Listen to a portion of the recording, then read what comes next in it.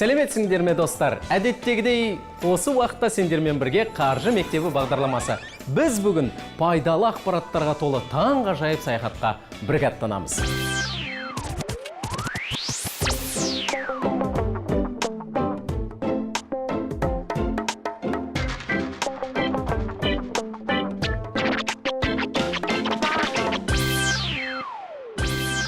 Достар, бүгінде біздің өміріміз екіге бөлінгендей.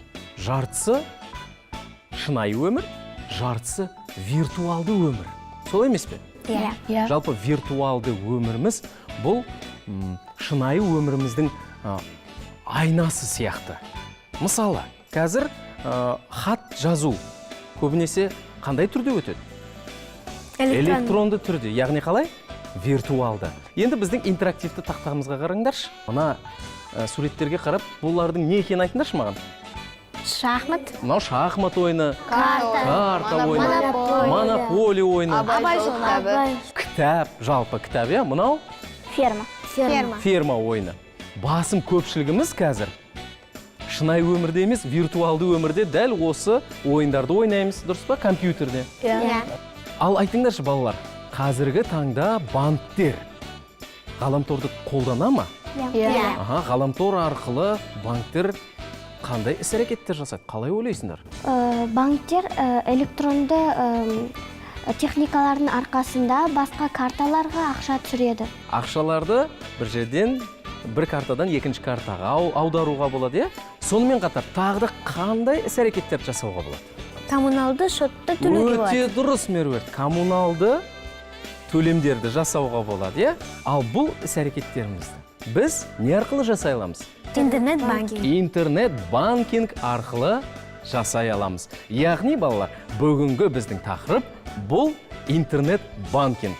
Достар, интернет-банкингтің не екенін білу, және де ол қалай жұмыс істейтінін білу, бұл қаржылық сауаттылықтың негіздерінің бірі. Дәл осыны біз қаржы мектебінде үйренеміз. Жыл сайын сауда мен қызметтерді төлеу үшін интернетті қолданатын адам саны жер бетіне өсіп келеді. Өйткені ол ыңғайлы. Бұл ағымнан банктерде қалысар емес. Интернет-банкинг ол банктық қызметтің қашықтықтан жасалатын технологиясы. Оның мәні мынада: банк клиенті өзінің шотына кез келген сәтте қосылып, оған қатысты қажет операцияларды ғаламторға қосылған компьютер не телефон арқылы жасай алады. Интернет-банкинг өткен ғасырдың 80-ші жылдардан бастау алады. Ол кезде ақш-та хоум банкинг жүйесі жасалған еді. Бұл жүйе салымшыларға банк компьютеріне телефон арқылы қосылып, өз шоттарын тексеруге мүмкіндік берген. Кейіннен банктердің клиенттерінде шоттары туралы ақпаратты ғаламтор және дербес компьютерлері арқылы ақпарат алу мүмкіндігі пайда болды. Басында жаңа технологиялардың құдіретіне бәрі сене бермеген. Соның салдарынан алғашқы виртуалды банктер дағдарысқа ұшырады. Бірақ соңғы 15 жылда интернет-банкингті қолданатын клиенттер саны ақш пен Еуропа елдеріндегі ересек тұрғындарының жартысынан көбін құрады. Сонымен, достар, интернет-банкингтің басты ерекшелігі әрі артықшылығы, оны қолдану үшін сендер арнайы бір бағдарламаны өз компьютерлеріңе не телефондарыңа жүктемейсіңдер. Ең керегі бұл жерде басты не керек? Браузер ғана керек. Интернетке кіресіңдер, сол браузер арқылы өздерінің қаражаттарыңды басқарасыңдар. Тағы да интернет-банкингтің қандай артықшылықтары бар, немесе ол арқылы не істей аламыз, айтыңдаршы? Салым жасай аламыз. Салым жасай аламыз. Үйден шықпай-ақ банкты төлеуге болады. Банк арқылы түрлі төлемдер жасауға болады. Несиені, яғни кредитті өтеуге болады, дұрыс па? Иә. Ең бастысы, банктың ұсынатын өнімдері туралы ақпарат алуға болады. Соны қолданған кезде сендер банктік операцияларға төленетін пайыздар бар емес пе? Иә. Сол пайыздар әлдеқайда төмен болады. Себебі банк бөлімшесінде отырған сендерге қызмет көрсетіп отырған оператордың жұмысы бар. Сол үшін олардың пайыздары сәл жоғарылау болады. Ал интернет-банкингте ешқандай қызметкердің қажет жоқ, яғни делдалдың қажет жоқ. Барлық операцияны сендер өздерің жасайсыңдар. Міне осындай артықшылығы бар. Жалпы интернет-банкингті қолданған кезде біз өзімізді қалай қауіпсіздендіреміз? Қалай ойлайсыңдар? Пин-кодымызды ешкімге айтпау. Пин-код орнатамыз, кілт сөз орнатамыз, иә? Иә. Оны ешкімге айтпаймыз. өте дұрыс айтасыңдар. Әр банк ескертпе жазады. Пин-код орнатқан кезде өздерінің логиндеріңді, аккаунттарыңды ешкімге айтпаңдар деген ескерту жазады. Сондай кеңес береді сендерге. Сонымен қатар өзімізді қауіпсіздендіруіміз үшін арнайы бағдарлама, вирустарды жоятын, вирусқа қарсы тұра алатын арнайы бағдарламаны орнатуымыз шарт. Ал енді достар, интернет-банкинг туралы көбірек мағлұмат алып отырайық.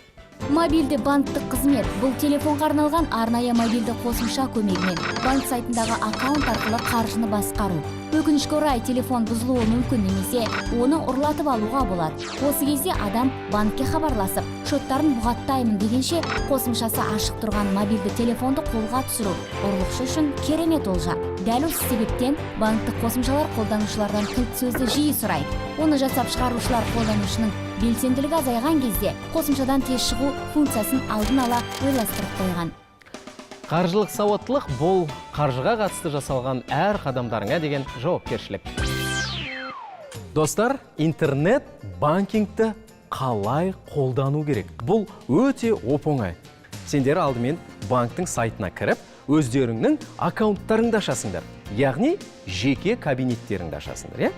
Одан кейін сол жеке кабинетке кіру үшін кілт сөзді тересіңдер, аккаунт өздерің аттарыңды жазасыңдар. Одан кейін карточканың шотына ақша саласыңдар. Оны сендер кез келген арнайы банкомат арқылы жасай аласыңдар, немесе ағымдағы бір шоттан сол карточкаға ақша аударасыңдар. Сол ақшаны аударып болғаннан кейін сендер интернет-банкинг арқылы түрлі операцияларды жасай аласыңдар. Жалпы интернет-банкингтің артықшылығы қандай? Біз оны ойын арқылы тереңдете біле аламыз. Сендердің мақсаттарың қойылған сұраққа дұрыс жауап беру. Сонымен бірінші кімді шақырамыз? Кел, Ерасыл. Интернет-банкингтің басты артықшылықтарының бірі ол кілт сөз, жылдамдық, немесе шексіз интернет. Жылдамдық. Мен ойымша жылдамдық. Тамаша, өте дұрыс. Қараңдар, арбамызда не пайда болды? Дорба пайда болды. Яғни, сенің жауабың өте дұрыс. Әрі қарай жалғастырамыз, достар. Сонымен екінші сұрақ кім шығады? Кел, Жанел. Интернет-банкинг қарапайым және кез келген жастағы адамдар үшін қандай қызмет болуы тиіс? Ыңғайлы. Бәрекелді. Не екінші дорбамызда, арбамызда пайда болды. Ал ары қарай жалғастырамыз. Сонымен келесі кел, Жұлдызай. Интернет-банкинг арнайы компьютерлік ненің орнатылуын талап етпейді? Бағдарламаның деймісің? Қане тексеріп көреміз. Өте дұрыс. Қол шапалақ, орныңа отыра қой. Ары қарай жалғастырамыз. Кел, Мирас. Сонымен, достар, интернет-банкингті қолдану үшін адамға не қажет? Қағаз парағы ма? Компьютер не телефон бекен? Әлде әмиян ба? Компьютерлік. Өте дұрыс. Көп рахмет. Кім қалды бізде? Меруерт. Келе ғой қасыма. Интернет-банкингті қолданушыларына аса қауіп төндіретін ол не? Компьютерлік вирустар. Аха. Өте дұрыс. Мінекей достар, сендер алдарыңа қойған тапсырманы өте дұрыс бұлжытпай орындадыңдар. Ал енді осы интернет-банкингке қатысты қауіпсіздік шаралары туралы әңгімені ары қарай қозғайық. Егер дербес компьютерлерің не телефондарың бұзылса, сендер оны жөндеуге бересіңдер. Осы кезде қауіп төнеді. Бейтаныс шебер жөндеу жұмыстарын жасағанда зиянды бағдарламаларды орнатып, оған қоса телефоннан дербес ақпаратты ала алады. Телефонды не компьютерді жөндеуге бермес бұрын, міндетті түрде қаржыларыңды басқаратын қосымшаларды бұғаттау қажет, және компьютердің браузерін тазалау керек. Жауапкершілік, тәртіп және де жоспарлай білу бұл қаржылық сауаттылықтың ажырамас бірден бір қағидалары. Дәл осыны біз сендерге қаржы мектебінде үйретеміз. Кейбір банктер өздерінің интернет-банкингін қолданған үшін өз клиенттеріне бонус төлейді. Бонус. Яғни сендер төлеген ақшаның белгілі бір пайызын ол шамамен орташа есеппен көптеген банктерде 1%-ды құрайды. Сол ақша бонус ретінде сендерде әмияндарыңда жинала береді. Ал сол жиналған ақшаны сендер қолдана аласыңдар болашақта. Интернет-банкинг арқылы не істеуге болады? Интернет пен телефонға төлем жасауға, коммуналдық қызметтерді төлеуге, ақша аударымдарын жасауға, несиелерді өтеуге, басқа карталардағы шоттарды толтыруға, басқа банктерге төлемдерді аударуға, көлікке немесе түрлі іс-шараларға билеттерді сатып алуға, сауда жасауға болады. Ал ең бастысы, оның көмегімен қаржыны үнемдеу бақылауға және барлық ақшаларына тәулік бойы қол жеткізулеріне болады. Біздің қаржы мектебі қаржы әлеміне дұрыс қадам жасауларыңды үйретеді және көрсетеді. Достар, бүгінгі сабағымызды қорытындылайтын уақыт келді. Ол үшін біз не істейміз? Ойын ойнаймыз. Ойынымыз өте қызық. Қараңдар, интернет-банкингтің 5 артықшылығы жазылған. Сендер осы артықшылықтарға сай суреттерді орын-орындарына қойсаңдар болғаны. Бірінші кімнен бастаймыз? Кел, Меруерт, сенен бастайық. Интернет төлемді жасау үшін компьютер не телефон ғана қажет. Ең соң сурет деп ойлаймын. Орныңа отырға көп рахмет. Ары қарай жалғастырамыз. Ерасыл, кел. Интернет-банкинг қашықтықтан қаржыларыңды басқаруға мүмкіндік береді. Бірінші сурет. Өте дұрыс. Рахмет, орныңа отыра ғой. Кел, Жанел. Саған мынандай тапсырма. Интернет-банкингті пайдалану арқылы банктен ақшалай бонустар аласыңдар.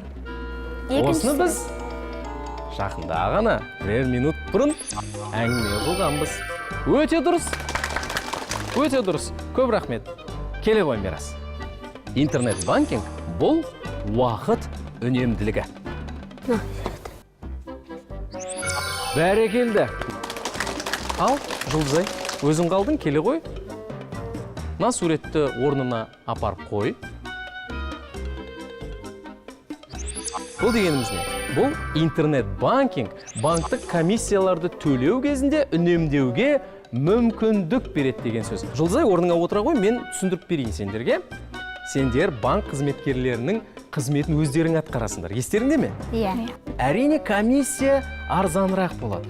Бірақ кейбір банктер тіпті ешқандай комиссия алмайды. Ал енді достар, бүгінгі бағдарламада сендер не түсіндіңдер? Соны маған айтып беріңдер. Ал Мирас? Мен деген планшет, компьютер, телефон арқылы банкке ақша төлеуге түсіндім. Ал Жұлдызай? Интернет банкингті пайдаланған кезде олар бізге бонус береді. Бонус береді. Шамамен ол қанша пайызды құрайды? 1%. 1%ды құрайды. Тамаша. Ал Ерасыл? Пин-кодыңды ешкімге айтпау керек. Дұрыс. Пин-кодыңды, аккаунтты бөтен адамға, тіпті танитын адам болса да ешкімге айтудың қажеті жоқ. Ал Жанел? Мен бүгінгі бағдарламада интернет-банкингтің жылдам әрі үнемді екендігін түсіндім. Керемет. Меруерт, сен не дейсің? Интернет-банкинг арқылы көп нәрсені жасауға болады. Мысалға, электрондық билеттерді сатып алу, коммуналдық шотты төлеу, осының барлығын үйден шықпай-ақ уақытты үнемдеу арқылы төлеуге болады. Тамаша. Достар, бүгінгі өмірімізді біз интернет-банкингсіз елестете алмаймыз, Иә. Біз үлкен адымдармен, осындай қадымдармен цифрлы болашаққа қадам басудамыз. Мүмкін болашақта барлығымыз электронды ақшаға көшетін сияқтымыз. Кім біледі, өмір көрсетеді. Дұрыс па? Иә. Ал біздің қазіргі қолданыстағы ақшалай, темір монеталар мүмкін мұражайда ескерткіш болып қалатын шығар. Жарайды, оның барлығын өмір көрсетеді. Достар, қаржы мектебімен бірге қаржылай сауатты болуды үйреніңдер. Мұнаны есте сақтаңдар. Есепсіз дүние жоқ. Келесі кездескенше сау саламат болыңдар.